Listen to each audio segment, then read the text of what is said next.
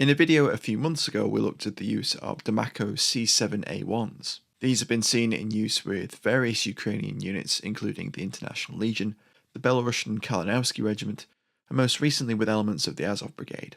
In that video, I theorized about where the rifles may have been sent from. Check out that video if you haven't already. Since then, after speaking with numerous sources, the rifles have been confirmed to have come from the Netherlands. I've spoken to Dutch colleagues and members of the Netherlands Armed Forces about the rifles and have been able to interview a source familiar with the Dutch operation to supply the rifles. In the summer of 2022, a small team of Dutch Army armourers worked feverishly to check and prepare thousands of surplus rifles for shipment to Ukraine. Since then, the rifles have been seen in the hands of numerous Ukrainian units. The Netherlands has provided a wide range of military aid to Ukraine since the outbreak of war, ranging from Stinger manpads to YPR 765 APCs, and from 155mm PZH 2000s to Barrett and Accuracy International precision rifles. We had the opportunity to speak to a source familiar with the Dutch operation to supply the weapons. Our source explained the mammoth task of preparing the rifles, pistols, optics, and light machine guns for transfer to Ukraine. The primary weapon the team had to get ready for shipment were 5.56 by 45 Select Fire C7 A1 rifles. Made by Diemaco, now Colt Canada, these rifles were made in Canada under license from Colt. The A1 variant is easily identified by its combination of a handguard similar to that of the US M16A2, and its upper receiver has a length of Stenag Picatinny rail for mounting optics. Since the early 2010s, the Netherlands C7A1s have been progressively upgraded to the C7 NLD standard, with new adjustable stocks, rail forends, and integrated upper receivers. The remaining C7A1s were placed in storage, many still sporting old paint jobs. The easiest way to identify the C7A1s as being Dutch is the small QR code armoury tags seen on the right side of the magazine housing. This is a feature confirmed to me by numerous Dutch sources. Each rifle had its head spacing, barrel alignment, and disconnector and sear checked, as well as an overall check for damage or corrosion. On average, if the rifle had no significant defects, the inspection took around 5 minutes before it was set aside and prepared for shipment. So many C7A1s were checked and prepared that the team ran out of the standard LCAN optics to mount on them, with our source noting that we used the LCANs designated for the FN Minimi on the rifles, and we also used the ones for the simulator eventually. We had to remove the front lenses, which allow them to be used on the simulator ranges.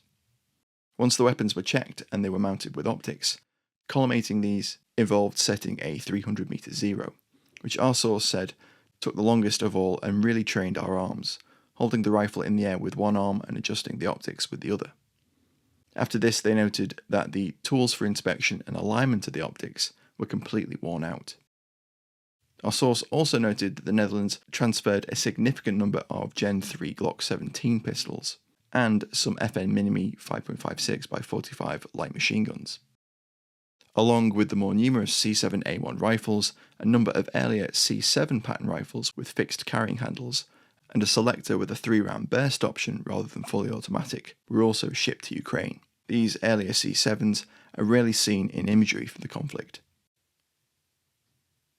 Our source explained that when the weapons arrived at the depot for preparation for shipment, every gun came with one magazine and no optic. But it was decided that the rifles needed optics, and at first they were mounted with Aimpoint Comp M3s. Then the older 3.4 by 28 LCANs, the high mag LCANs, which had originally been mounted on the Dutch Army's FN Minimis, and finally the simulator range LCANs. All of these optics have since been seen in use in Ukraine. The team of armourers were only allowed to prepare surplus material for shipment, so rifles which were damaged, some weapons had corrosion, bent barrels, damaged receivers or furniture were rejected. Some rifles were cannibalised to repair as many defective weapons as possible, but with time short, only quick basic repairs could be undertaken. The process took weeks of hard work, and while our source couldn't provide an exact number of the rifles prepared for transfer, he estimated that just under 10,000 were checked, repaired and prepared for shipment. When asked what he thought of the rifles being used in Ukraine, our source said, "I'm glad to see they're being used there. Makes me proud of my work." Since the team completed its work, the weapons they prepared have been seen in numerous photographs and videos from the fighting in Ukraine. The weapons are easy to spot in imagery from the conflict by their configuration. Look out for the characteristic range of LCAN and aim point optics, and also the small armoury tag which can often be seen on the right side of the magazine housing. Since our last video on the C7s, we've seen a range of units using the rifles in the field. One of the primary users are the Special Purpose Unit Lubart of the SSO. They've published numerous photographs and videos featuring operators equipped with C7A1s. This video, dating from early February, featured a Lubar operator firing a C7A1 during urban fighting in Bakhmut. A subsequent video posted on the 23rd of February shows more members of the unit armed with the Dutch C7A1s. In early March, the Instagram account of the 1st Assault Battalion of the 3rd Separate Assault Brigade shared photographs of combatants at the range with C7A1s fitted with the Dutch high-mag LCANs. The 3rd Separate Assault Brigade has also shared combat footage of combatants armed with the rifles dating to around mid-March. In recent months, the National Guard's Azov Brigade have shared imagery of combatants training with the C7A1s.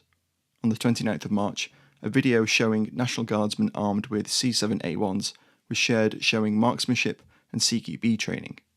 Interestingly, in the last few weeks, the 47th Mechanised Brigade, which is also a newly raised formation, has also posted photographs of combatants armed with the C7A1s, indicating another unit has also begun issuing the rifles. At what scale remains unclear. We've also begun to see modifications to the rifles. This is almost inevitable and includes new camouflage paint jobs, the mounting of different optics as seen in this photo of Lubar operators with C7A1s fitted with Trigicon ACOGs, probably from US aid. And also the pairing of original Diemaco lower receivers with other uppers, some of which have more modern M-lock and railed forends. This makes attaching accessories like weapon lights and vertical foregrips easier. Special thanks to those who confirmed the idea of the rifles as Dutch, and also to our sources who spoke to us for this video. Thanks for watching. I hope you found this interesting. Don't forget to check out all of our previous videos on weapons which are being used in the conflict in Ukraine. You can find the full accompanying article for this video over at armourersbench.com. If you enjoyed the video, please do consider supporting us via Patreon or YouTube memberships. We have a range of perks available, as well as early access to all of our videos. Don't forget to like, comment, share and subscribe, and please do share the videos with friends. Thanks again for watching. Catch you next time.